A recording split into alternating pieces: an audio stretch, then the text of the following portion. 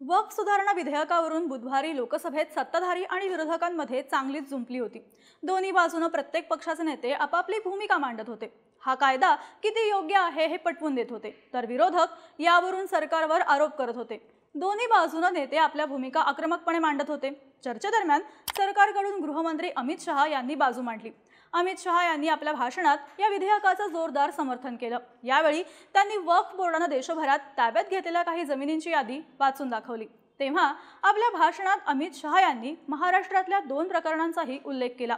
महाराष्ट्रामध्ये 2 मंदिरांच्या जागांवर वक्फ बोर्डाने दावा केला असल्याचं अमित शहा यांनी लोकसभेत सांगितलं। अमित शहा यांच्या या भाषणानंतर ही मंदिरं चर्चेत आली। आता अमित शहा यांनी उल्लेख केलेल्या या 2 मंदिरांशिवाय महाराष्ट्रात आणखी एक मंदिर आहे ज्यावर वक्फ बोर्डाने दावा केल्याचं सांगितलं जातं। ही मंदिरं नेमकी कोणती आहेत? वक्फ बोर्डाने या मंदिरांवर दावा का केलाय? हा दावा नेमका काय आहे? यावर मंदिर प्रशासनाची भूमिका काय? या सगळ्याचीच माहिती या व्हिडिओच्या माध्यमातून जाणून घेऊयात। नमस्कार, मी अदिती आणि तुम्ही पाहताय बोलबिडू। तर सगळ्यात आधी अमित शहा लोकसभेत काय म्हणाले ते बघूयात। अमित शहांनी देशभरात वक्फ बोर्डाने ताब्यात घेतलेल्या काही जमिनींची यादी वाचून दाखवली। या जमिनींमध्ये कर्नाटकातल्या विजयपुरातली 1500 एकर जमीन, तेलंगणातली 1700 एकर जमीन आणि आसाममधल्या 134 एकर जमिनींचा समावेश आहे। याशिवाय कर्नाटकातल्या एका मंदिरावर वक्फ बोर्डाने दावा केला। हरियाणातल्या एका गुरुद्वाराची जमीन वक्फला देण्यात आली। तसंच तमिळनाडूतल्या 1500 वर्ष जुन्या मंदिराची जमीनही वक्फला देण्यात आली असं शहा म्हणाले। यानंतर अमित शहा यांनी महाराष्ट्रातल्या 2 मंदिरांचा उल्लेख केला। कोल्हापुरातल्या वडनगे गावातल्या महादेव मंदिरावर वक्फ बोर्डाने दावा केला असल्याचं अमित शहा यांनी सांगितलं। तसंच बीडमधल्या कंकालेश्वर मंदिराची 12 एकर जमीन वक्फ बोर्डाने जबरदस्तीने घेतल्याची माहिती अमित शहांनी यावेळी दिली। तेव्हापासून महाराष्ट्रातल्या मंदिरांवर वक्फ बोर्डाने केलेला दावा चर्चेत आला। आता या मंदिरांवरचा वक्फ बोर्डाचा दावा नेमका काय आहे ते बघूयात। कोल्हापूरच्या वडनगे गावातलं महादेव मंदिर या मंदिराच्या बाजूला असलेल्या गट नंबर 89 मधील जागेच्या मालकीवरून वडनगे ग्रामपंचायत आणि मुस्लिम समाज यांच्यात गेल्या 25 वर्षांपासून वाद सुरू आहे। हा वाद न्यायालयापर्यंतही पोहोचलाय। इथल्या एकूण 17 गुंठे जागेत मुस्लिम समाजाची मशीद आणि काही दुकानांचे गाळे आहेत। हे मंदिर गेल्या अनेक वर्षांपासून या ठिकाणी आहे, पण या मंदिराच्या पाठीमागच्या बाजूला मुस्लिम समाजाची जागा असल्याचं सांगण्यात येतं। याच जागेवरून वडनगे ग्रामपंचायत आणि मुस्लिम समाज यांच्यामध्ये कोर्टात खटला सुरू आहे। या दोन्ही जागांचा गट नंबर वेगळा असल्याचं सांगण्यात येतं, पण मग एकमेकाला लागून असलेल्या जागेचा गट नंबर वेगळा कसा हा प्रश्नही उपस्थित केला जातोय। उपसंचालक भूमी अभिलेख पुणे येथे झालेल्या सुनावणीत या जागेच्या मालकी हक्कावर मुस्लिम समाजाच्या बाजूने निकाल दिलाय। एप्रिल 2024 मध्ये उपसंचालक भूमी अभिलेख पुणे यांनी या जागेच्या मालकीपत्रात फेरफार करण्याचा आदेश दिला होता।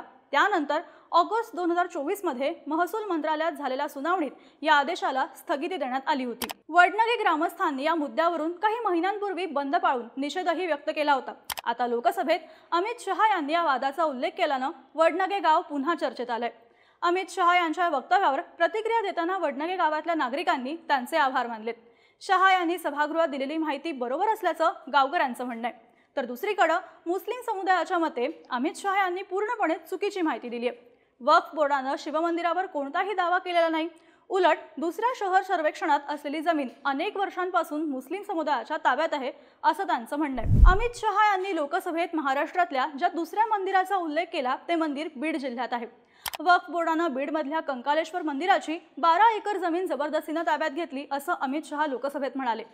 कंकालेश्वर मंदिराच्या मागच्या डोंगराचा भाग हा 12 एकर परिसरात येतो। या जमिनीचे 91, 92 आणि 1 असे 3 सर्वे नंबर आहेत।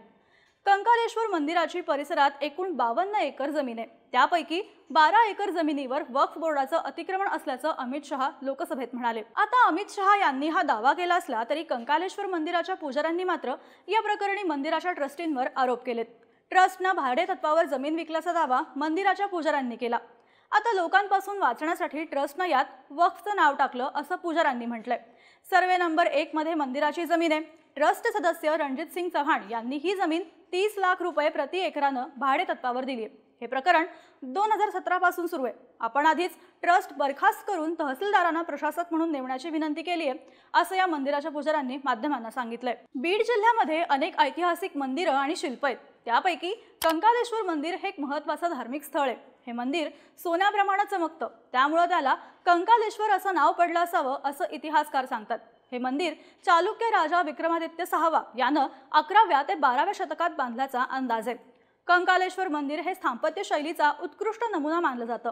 मंदिरावर विविध दगडी शिल्प कोरण्यात आली आहेत। महाशिवरात्री निमित्त दरवर्षी इथं मोठ्या धार्मिक कार्यक्रमांचं आयोजन करण्यात येतं। पण आता अमित शहा यांनी लोकसभेत या मंदिराच्या वादाचा उल्लेख केल्यानं हे मंदिर पुन्हा एकदा चर्चेत आलंय। आता महाराष्ट्रातल्या आणखी एका मंदिराचा वक्फ बोर्डासोबत वाद सुरू असल्याचं सांगितलं जातं।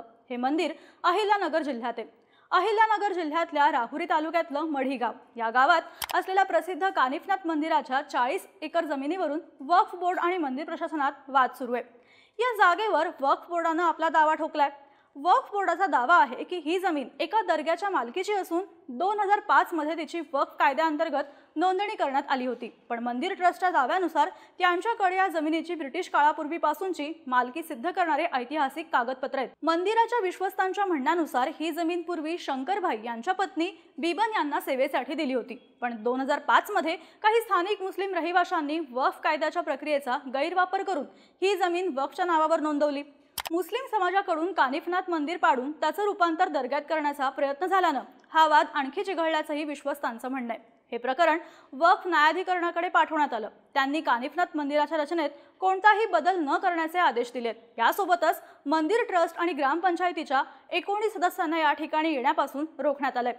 वक्फ बोर्डानं 2011, 2012 आणि 2017 मध्ये कानिफनाथ मंदिराला नोटीस जारी केली होती, अशी माहिती मंदिर संस्थांच्या अध्यक्षांनी दिली आहे। या प्रकरणी हिंदू पक्षाच्या आरोपांनुसार इथं हिंदू भाविकांना पूजेसाठी आडकाठी आणली गेली, पुजाऱ्यांना धमकावलं गेलं आणि हिंदू भाविकांना त्यांच्या धार्मिक स्थळावरून जबरदस्तीनं हुसकावण्याचा प्रयत्न झाला। या विरोधात ग्रामपंचायत आणि हिंदू भाविकांनी एकत्रित येऊन मुंबई उच्च न्यायालयाच्या संभाजीनगर खंडपीठात याचिका दाखल केली।